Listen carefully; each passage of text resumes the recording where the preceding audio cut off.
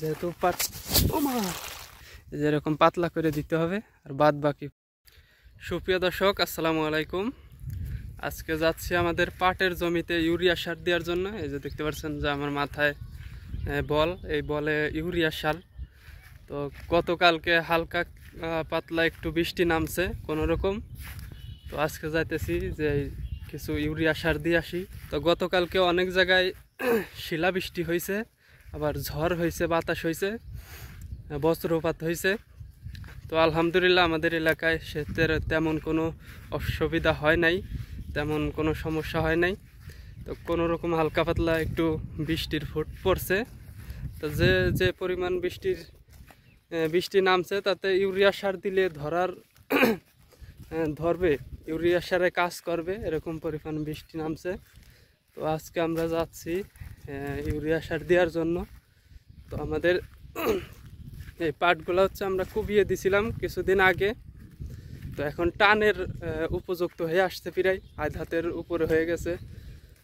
তো বৃষ্টির কারণে হচ্ছে আজকে একটু নরম যেহেতু, তাই আজকে আর পাট টানা যাবে না। গতকালকে আমি কিছু পাট টানছিলাম। তো এখন যাচ্ছি যে ইউরিয়া সার দেওয়ার জন্য, কারণ এখন পাটে ইউরিয়া সারের প্রয়োজন। যেহেতু পাট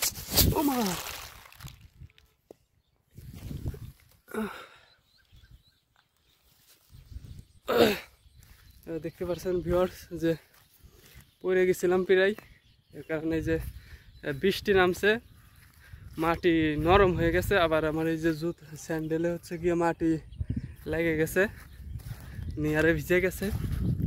তো কিছু ইউরিয়া সার পড়ে গেছে এখানে। দেখতে পাচ্ছেন এই যে ইউরিয়া সার আনছি, এখানে 5 কেজি 5.5 কেজির মতো হবে হয়তো।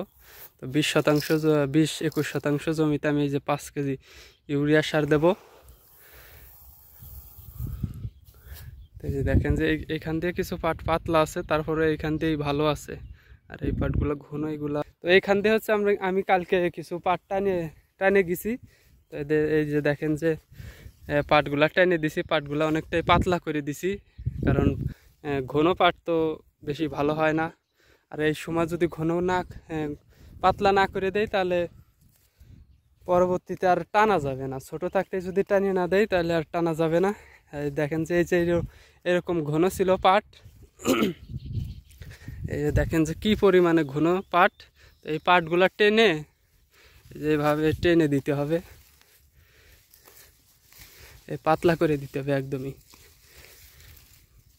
এখন পাতলা করারই সময়, যেরকম পাতলা করে দিতে হবে। আর বাদ বাকি পাটগুলা রেখে দিতে হবে। যে এখান থেকে পাতলা করে দিছি দেখেন।